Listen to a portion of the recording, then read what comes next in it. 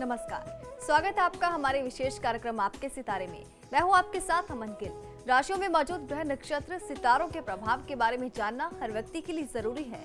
तभी तो हम आपके सितारे में लाते हैं आपकी हर जिज्ञासा परेशानी का समाधान, बताते हैं आपके सितारों की चाल और दिन का हाल। साथ ही आचार्य जी बताते हैं खास महामंत्र।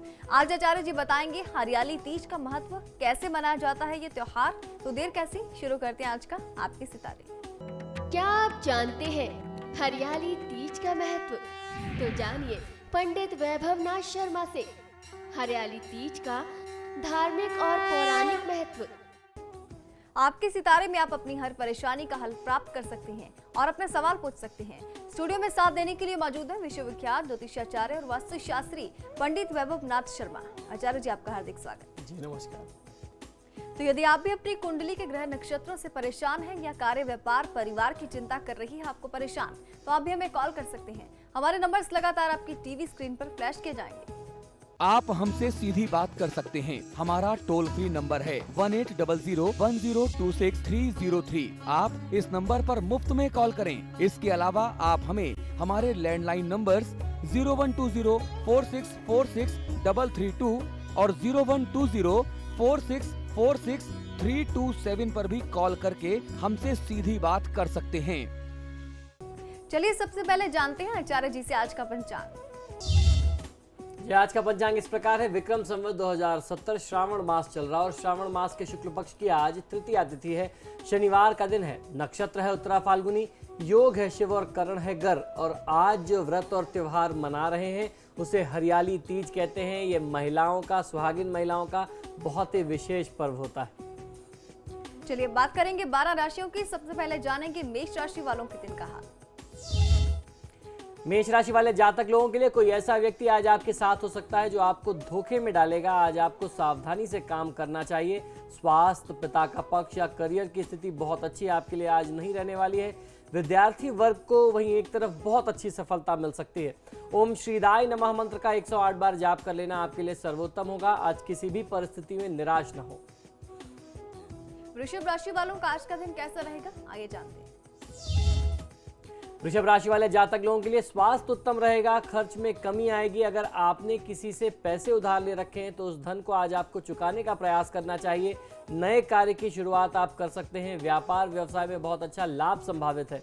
ओम श्री कराय नमः मंत्र का 108 बार जाप कर लेना आपके लिए सर्वोत्तम होगा।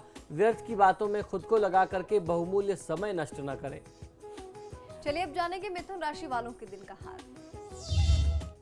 मिथुन राशि वाले जातक लोगों के लिए आज व्यापार संबंधी कोई भी महत्वपूर्ण निर्णय लेने से आपको बचना चाहिए। समय पर कार्य न होने से तनाव बढ़ सकता है। स्वास्थ्य, आत्मविश्वास में कमी भी आज संभव दिखाई देती है। ओम श्री कंठाय नमः मंत्र का 108 बार जाप कर लेना आपके लिए सर्वोत्तम है। परिवार की बात या सुझाव को अनदेखा न करें। चलिए बात करेंगे कर्क राशि वालों की। जानेंगे क्या कुछ खास रहेगा उनके लिए आज के दिन। कर्क राशि वाले जातक लोगों के लिए आपके कार्य क्षेत्र में काफी समस्या व वाद विवाद की स्थिति बनी रह सकती है। जो चल रहा था वाद विवाद वह चलता रहेगा, जिसकी वजह से आज आप थोड़ा सा परेशान भी हो सकते हैं। जीवन साथी का आपको सहयोग मिलेगा, जिससे घरेलू मामलों को मजबूत बनाने में आप काफी व्यस्त रहेंगे। ओम शूर्प कर्णाय नमः मंत्र का 108 बार जाप कर लेना आपके लिए सर्वोत्तम है। परिश्रम से पीछे नहीं हटना चाहिए। चलिए अब जानते हैं सिंह राशि वालों के लिए आज क्या कुछ खास रहेगा। सिंह राशि वाले जातक लोगों के लिए नए व तरोताजा विचार और अच्छे प्लान आपके दिमाग में आ जा सकते हैं, जिससे आप काफी आगे बढ़ सकते हैं। कामकाज के सुखद परिणाम सामने आएंगे। स्वयं का सोच विचार ही आज आपके लिए सार्थक रहने वाला है। ओम शुद्धाय नमः मंत्र का 108 बार जाप कर लेना आपके लिए सर्वोत्तम होगा। आज आपको सुझाव ये है कि आप जहां भी बात करें, लोगों के बीच में, सभा में, तो बहुत सोच समझ करके बात करें। नपा तुला बोलें, बहुत ज्यादा बोलने से बचना चाहिए। चलिए बात करेंगे कन्या राशि वालों की। जानेंगे कैसा रहने वाला है उनके लिए आज का दिन। कन्या राशि वाले जातक लोगों के लिए आज संपत्ति से संबंधित कोई लेन देन नहीं करना चाहिए। व्यापारिक प्रतिस्पर्धा में हानि की आशंका दिखाई देती है। आपसी मामलों में व्यर्थ तनाव न लें, लापरवाही से काम बिगड़ सकते हैं। ओम शिवाय नमः मंत्र का 108 बार जाप कर लेना आपके लिए सर्वोत्तम होगा। मानसिक थकान और उदासीनता को आप अपने ऊपर हावी मत होने दीजिए। सपना आगरा से हमारे साथ जुड़ी है। सपना, अपना सवाल पूछिए, साथ ही अपनी डिटेल बताइए। गुरुजी प्रणाम। जी नमस्कार, बताएं। मैं 51 साल की हो गई हूँ और जी। अभी तक मेरे पास ना घर है ना मेरे हाथ में पैसा रहता जी। है। पति का कारोबार ढंग से नहीं चलता है और बड़ा बच्चे की असफलता से मेरा मन बहुत दुखी रहता है। कोई उपाय बताइए। जी बिल्कुल, इसके लिए आप मुझे अपना जन्म विवरण बता दें। मैं 4/10/1962 रात 8 बजे, स्थान जयपुर। जी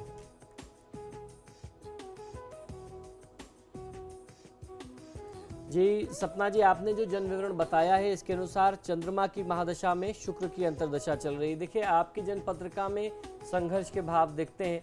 मैंने आपका जन्म विवरण इसलिए मांगा क्योंकि आप सबके लिए समान रूप से चिंतित हैं। एक तरफ आपको अपने पतिदेव की चिंता है, दूसरी तरफ आपको अपने संतान की चिंता है। तो ऐसे में जब गृहिणी, माता या पत्नी परिवार के लिए कोई उपाय करती है तो निश्चित ही उसका लाभ जो है दोनों व्यक्ति को समान रूप से मिलता है और आपके भी कष्ट दूर होते हैं। ऐसी परिस्थिति में मैंने बताया कि चंद्रमा की महादशा में शुक्र की अंतर्दशा है। शुक्र आपके लिए लग्न भाव का स्वामी है, लेकिन चंद्रमा तृतीयेश होने से संघर्ष की जो स्थिति है, कठिन परिस्थितियों का जो सामना करना पड़ता है, उसका अंत नहीं हो रहा। इससे बचने के लिए आपको ज़्यादा से ज़्यादा भगवान शिव और भगवान श्री विष्णु की आराधना करनी चाहिए, क्योंकि जितनी आप भगवान शिव की आराधना करेंगे उतनी आप अपनी आर्थिक समस्याओं को दूर कर सकते हैं। आपके लिए बहुत अच्छा सा उपाय है। वो उपाय ये है कि दूध में, कच्चे दूध में गुड़ या चीनी मिला करके, शहद मिला करके भगवान शिव का अभिषेक करें। दूध से नियमित यदि आप अभिषेक नहीं कर सकते तो ऐसी परिस्थिति में कच्चे पानी में, सादे पानी में आपको चीनी मिला करके अभिषेक करना चाहिए, या फिर आप कच्चे दूध का प्रयोग कर सकते हैं। इन दोनों में से कोई भी प्रयोग आप करें, आपके परिवार की, सिर्फ आपकी ही नहीं, आपके परिवार की जो आर्थिक समस्या है वो दूर होगी और उसके साथ साथ आपको ऋणमोचक मंगल स्त्रोत का पाठ करना चाहिए। परिस्थितियां आपके पक्ष में हो जाएंगी। अगली कॉलर निधि है गाजियाबाद से हमारे साथ। निधि, अपना सवाल पूछिए। नमस्कार पंडित जी। जी नमस्कार, बताएं। मेरा जन्म 29 सितंबर 1986, जी। Date of birth. जी पंडित जी, मैं ये पूछना चाहती थी कि मुझे छोटी छोटी बातों पर गुस्सा आ जाता है। पता नहीं क्यों, मैं ना चाहते हुए भी गुस्सा कर देती हूँ। जी। ऐसा क्यों हो रहा है मेरे साथ? जी, आप मुझे अपना पूरा जन्म विवरण बताएं। आपने तारीख बताई, आप मुझे समय और स्थान बताइए। गाजियाबाद, जी। और शाम को 6:10। जी जी, देखिए, आपकी जन्म पत्रिका में शुक्र की महादशा में राहु की अंतर्दशा चल रही है। आपकी कुंडली में सूर्य देव जो हैं वो केतु के साथ पीड़ित है। ऐसी परिस्थिति में व्यक्ति मन से बहुत ज़्यादा खुश नहीं होता, प्रसन्न नहीं होता, संतुष्ट नहीं होता, और लग्न में राहु की स्थिति है जिसकी अंतर्दशा भी चल रही है। तो ऐसी परिस्थिति में व्यक्ति मन से बहुत ज़्यादा दुखी रहता है। जब सूर्य पीड़ित हो, कहते हैं सूर्य आत्मा का कारक होता है, तो जब व्यक्ति की कुंडली में सूर्य प्रभावित है तो व्यक्ति जो है अंदर से, आत्मा से, मन से संतुष्टि नहीं आती, प्रसन्नता नहीं आती, और उसमें जब राहु की काली छाया पड़ जाए तो व्यक्ति बहुत ज़्यादा दुखी रहता है, बहुत चिड़चिड़ा रहता है, उसका स्वभाव जो है वो बहुत ही कड़वा सा हो जाता है। ऐसी परिस्थिति से बचने के लिए आपको करना ये चाहिए कि जब भी आप शयन करती हैं रात में, तो किसी पात्र में, किसी बर्तन में जल ले लीजिए और उसमें नमक मिला करके अपने सिर के पास रख करके सोएं, और जब आप सुबह उठते हैं तो उस जल को किसी ऐसे पेड़ में डाल दें, ऐसे वृक्ष में डालें जिसकी पूजा ना की जाती हो। ध्यान ये रखना है कि इस जल को आपको कहीं किसी ऐसे स्थान पर नहीं डालना जहाँ पे इसका अनादर हो, कहीं किसी के पैरों में ना आए, आप इसको टॉयलेट में ना डालें। तो जब आप ऐसे किसी स्थान में डालेंगी तो आपको बहुत अच्छा फायदा मिलेगा। ये प्रयोग आप आज से, अर्थात शनिवार से आरंभ करके नियमित 45 दिन तक करें, आपको तत्काल लाभ मिल जाएगा।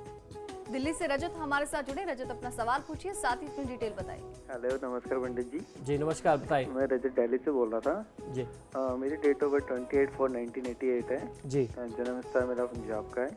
जी एंड टाइमिंग है मेरी रात को 12 बजे के आसपास। जी तो मैं ये पूछना चाहता हूँ, आजकल मेरे को थोड़ा बड़ा अजीब सा फील होता है जब गुस्सा वगैरह आता है। जो मेरा लाइफ पार्टनर है उसके साथ में मेरी नहीं बनती है, जी तो वो मेरे को कुछ भी बोलते हैं, उसकी बातों को लेकर मुझे बड़ा गुस्सा वगैरह आता है। तो मुझे आप बता सकते हैं कि मैं ऐसा क्या करूँ कि मैं गुस्सा उससे ना कर पाऊँ? जी बिल्कुल। देखिए रजत, आपकी जन्म पत्रिका के अनुसार आपने जो जन्म विवरण बताया और जो लक्षण बताए हैं, आपकी कुंडली में राहु की महादशा अभी अभी शुरू हुई है। देखिए, जब राहु की दशा आरंभ हुई है तो वो कुछ बदलाव लेकर के निश्चित ही आती है। कोई भी ग्रह जो है अपनी प्रवृत्ति के साथ प्रवेश करता है, तो राहु की महादशा और अंतर्दशा है, निश्चित ही उसका प्रभाव आपके ऊपर, आपके व्यवहार पर, आपके जीवन पर बहुत ज़्यादा होगा। ऐसे में व्यक्ति बहुत चिड़चिड़ा होगा, जिस तरीके से अभी मैंने लक्षण बताए, बहुत चिड़चिड़ापन होता है, कोई काम बनता नहीं है। व्यक्ति स्वयं को लेकर के बहुत सारी गलत धारणा बना लेता है।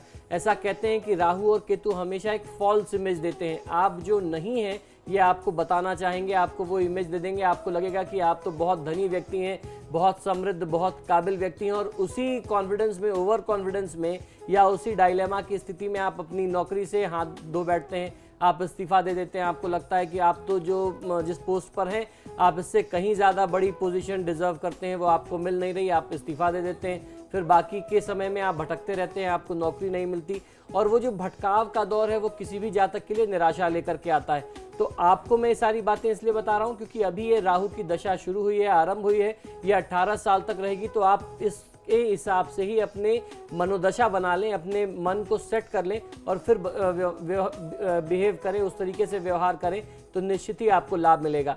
आपको करना ये चाहिए कि बुधवार और शनिवार के दिन किसी गरीब व्यक्ति को कुछ भोजन आप अवश्य कराएं। भोजन में आपको ध्यान ये रखना है कि कुछ सरसों के तेल का बना हुआ चटपटा तीखा भोजन भी हो और उसमें कुछ मीठा भोजन भी हो, कोई मिष्ठान, कोई मिठाई, कोई स्वीट डिश एक ज़रूर होनी चाहिए।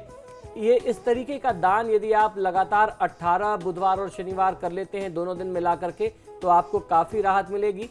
हनुमान चालीसा का पाठ करना और उसके साथ साथ एक सिलोनी गोमेद धारण करना, दाहिने हाथ की मध्यमा उंगली में चांदी में बनवा करके 7 रत्ती का सिलोनी गोमेद आपको काफी अच्छा लाभ दे सकता है। मेरठ से आंचल हमारे साथ जुड़ी है। आंचल, अपना सवाल पूछिए। हेलो पंडित जी, नमस्ते। जी नमस्कार, बताएं। पंडित जी, मैं आंचल बोल रही हूँ मेरठ से, और मेरा ये है कि मेरा बर्थ 9 मार्च है 1988 जी। तो मैं 5 साल से एक ही कंपनी में हूँ और मैंने बहुत इंटरव्यूज वगैरह दिए हैं पर मेरा कहीं हो नहीं रहा है। तो बिल्कुल आप अपना जन्म समय बता दें, जन्म स्थान बताएं। जन्म स्थान मेरा मोदी नगर है जी, और मेरा जन्म समय है 8:35 सुबह का या शाम का? रात का। जी। आपकी जन्म पत्रिका के अनुसार बुध की महादशा में शुक्र की अंतर्दशा, ये समय बुध की जो महादशा है वो आपके लिए बहुत ही शुभ है। लग्न और कर्म भाव का स्वामी बुध जो है वो आपके लिए बहुत अच्छी संभावनाएं बनाता है। आपके लिए करियर में आगे बढ़ने की, ग्रोथ की स्थिति बहुत अच्छी दिखाई देती है। 9 सितंबर 2013 अर्थात 9 सितंबर 2013 के बाद से आपके लिए परिस्थितियां तुरंत ही बदलेंगी। आपको बहुत अच्छा चांस मिल सकता है आगे बढ़ने का। आप जो बदलाव अपनी नौकरी में चाहती हैं, जैसे आपने बताया कि आप 5 साल से एक ही कंपनी में हैं, वो बदलाव आपको मिल सकता है। तो इस समय में जो भी नौकरी या इंटरव्यू के चांसेस आपके सामने आते हो, आपको वो अटेम्प्ट अवश्य ही करना चाहिए, ज़रूर करिए। कोई भी आपको कहीं बताता है तो उसको इग्नोर ना करें। साथ ही साथ देवी दुर्गा या देवी पार्वती के स्वरूप की आराधना कर लेना या भगवान श्री गणेश और माँ लक्ष्मी की आराधना कर लेना आपको बहुत अच्छा फायदा देगा। तो आप बहुत सिंपल सा उपाय कर सकते हैं। एक पाठ लक्ष्मी चालीसा और एक पाठ हनुमान चालीसा या उसके साथ एक पाठ दुर्गा चालीसा आप और ऐड कर सकते हैं। ये जो चालीसा के पाठ होते हैं ये 2-2 मिनट का समय लेते हैं किसी भी पाठ को करने के लिए। तो कुल मिलाकर के 5 से 6 मिनट का समय आपका लगेगा। इससे आपका जीवन बहुत ही सफल हो सकता है। आने वाला समय जो है वो बहुत लाभकारी हो जाएगा। मैं ये नहीं चाहता कि इतनी अच्छी दशा है बुध की, उसको आप किसी भी तरीके से अपने जीवन में जाने दें। तो उसको यूं ही व्यर्थ मत जाने दीजिए, उसका पूरा लाभ लीजिए। फिलहाल वक्त एक छोटे से ब्रेक का। ब्रेक के बाद आचार्य जी बताएंगे आपको आज का महाउपाय।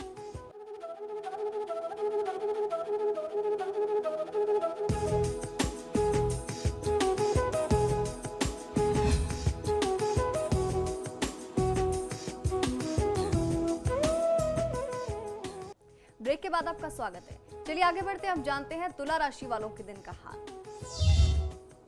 तुला राशि वाले जातक लोगों के लिए अपने परिवार से जुड़ा हुआ कोई बेहद अहम फैसला आज आपको लेना पड़ सकता है, लेकिन ध्यान रखें यह फैसला ऐसा हो जिससे आपके परिवार का भला हो। परिवारजनों के साथ परस्पर मनमुटाव न बढ़े, इसका आपको विशेष ध्यान रखना चाहिए।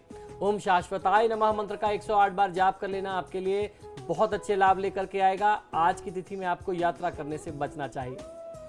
चलिए अब जानते हैं वृश्चिक राशि वालों के लिए आज क्या कुछ खास रहेगा। वृश्चिक राशि वाले जातक लोगों के लिए अगर आपको अपने साथ काम करने वालों से कोई दिक्कत है तो उनसे आज आपको खुलकर के बात करनी चाहिए व समस्या का हल निकालना चाहिए। कार्य की सफलता के लिए अधिक परिश्रम आज आपको करना पड़ सकता है। ओम शांताय नमः मंत्र का 108 बार जाप कर लेना आपके हित में होगा। आज किसी भी तरीके से क्रोध मत करिए। चलिए बात करेंगे धनु राशि वालों की, जानेंगे कैसा रहेगा उनका आज का दिन। धनुराशि वाले जातक लोगों के लिए कभी कभी आप अपने कामों को अधूरा छोड़ देते हैं। आज आपको अपनी इस आदत को बदलने का प्रयास करना चाहिए। पारिवारिक कर्तव्यों की आप पूर्ति कर सकते हैं, ऐसे संयोग बनते हैं। ओम शक्ति संयुक्ताय नमः मंत्र का 108 बार जाप कर लेना आपके हित में है। आज का दिन निवेश के लिहाज से बहुत अच्छा नहीं है, तो निवेश करने से बचिए। चलिए अब जानेंगे मकर राशि वालों के दिन का हाल। मकर राशि वाले जातक लोगों के लिए अपनी किसी गलती के लिए आप किसी से माफी मांगना चाहते हैं, लेकिन आप सही समय का इंतजार कर रहे हैं, तो अब वह सही समय, बहुत उपयुक्त समय आ चुका है। वैचारिक तनाव, परेशानी कम होने के लक्षण भी बनते हैं। ओम वीत भयाय नमः मंत्र का 108 बार जाप कर लेना आपके लिए सर्वोत्तम है। आज किसी भी परिस्थिति में आपको झूठ का साथ नहीं देना चाहिए, झूठ बोलने से बचिए। कुंभ राशि वालों के लिए आज क्या कुछ खास रहेगा, आइए जानते हैं।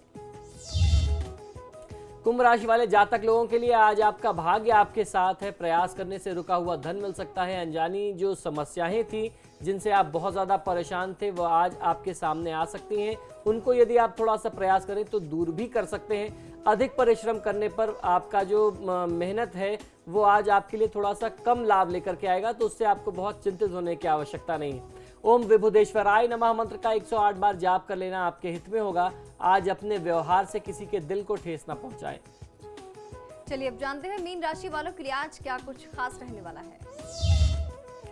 मीन राशि वाले जातक लोगों के लिए आज आप अपनी पुरानी यादों में खो सकते हैं। अपने बीते हुए कल से कुछ सीख लेना चाहिए और आगे बढ़ना चाहिए। साहित्य कला के क्षेत्र में आप अपनी सृजनात्मकता, अपनी जो आपकी क्रिएटिविटी है, उसे आप प्रस्तुत कर सकते हैं लोगों के सामने। ओम विनायकाय नमः मंत्र का 108 बार जाप कर लेना आपके लिए सर्वोत्तम है। बहुत बड़े वादे, बहुत बड़े कमिटमेंट्स आज नहीं करना चाहिए। काशीपुर से राजीव हमारे साथ जुड़े हैं। राजीव, अपना सवाल पूछिए, साथ ही अपनी डिटेल बताइए। नमस्कार गुरु जी। जी नमस्कार, बताएं। जी, मेरी डेट ऑफ बर्थ है 10 सितंबर 1965 जी और समय है 12:25 दिन का।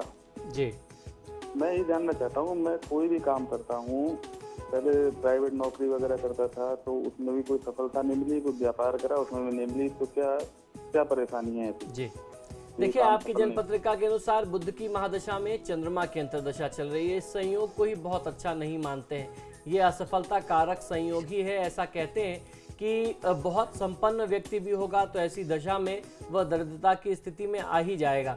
और वहीं जब बुध की स्थितियों की बात करें तो वो भी आपके लिए बहुत शुभ नहीं है। बुध जो है एक तरफ तो अष्टमेश है, दूसरा जो है वह 11वें भाव का, एकादश भाव का स्वामी है, लेकिन बुध अपने स्थान से 12वें गया हुआ है। ऐसी परिस्थिति किसी भी जातक के लिए बहुत ही कष्टकारी होती है, आर्थिक समस्याओं से ग्रसित करने वाली होती है और उसके साथ साथ स्वास्थ्य संबंधी समस्या भी जातक को परेशान करती है। वहीं चंद्रमा की जो स्थिति है वो आपके लिए काफ़ी हद तक ठीक है। तो ऐसी परिस्थिति में आप यदि महादेव शिव की आराधना करें या शिव परिवार की आराधना करें तो मैं समझता हूं कि काफ़ी अच्छा आपको लाभ मिल सकता है, क्योंकि बुध जो है वह भगवान गणेश का सूचक होता है, द्योतक होता है, उसके स्वामी भगवान गणेश है। और चंद्रमा को, चंद्रदेव को भगवान शिव ने मस्तक पर धारण किया हुआ है। इस वजह से भगवान शिव की आराधना करने से चंद्रमा के दोष दूर होते हैं। तो ये बुध और चंद्रमा का जो कॉम्बिनेशन है, आप जब शिव परिवार की आराधना करेंगे तो निश्चित ही आप उसको ठीक कर सकते हैं। आपको प्रयास ये करना चाहिए कि आप अपने हाथ से बुधवार के दिन, खासतौर पर आज की तिथि में, हरा साग गौ माता को खिलाएं, क्योंकि गौ सेवा करने से भी बुध के दोषों में बहुत अच्छा फायदा देखा गया है।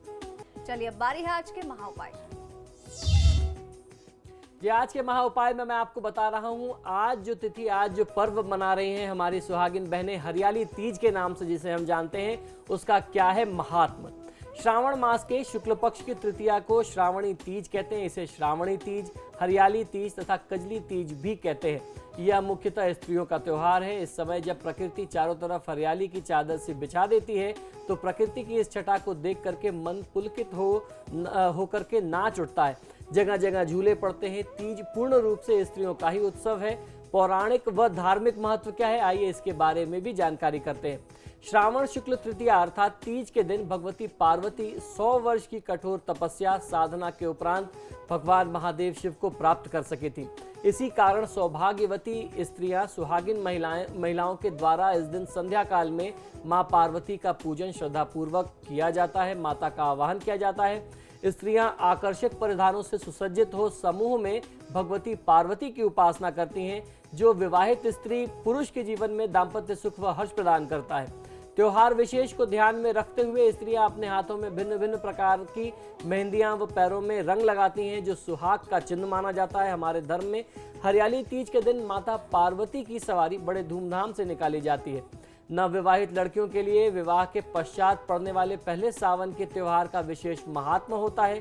तीज पर 3 बातों को त्यागने का विधान हमारे धर्मशास्त्रों में बताया गया है। पहली चीज तो यह है कि पति से छल कपट, झूठ एवं दुर्व्यवहार करना, पर निंदा करना, इन सारी चीजों को आपको बचाना चाहिए। आप पर निंदा ना करें, पति से छल कपट ना करें और झूठ ना बोलें।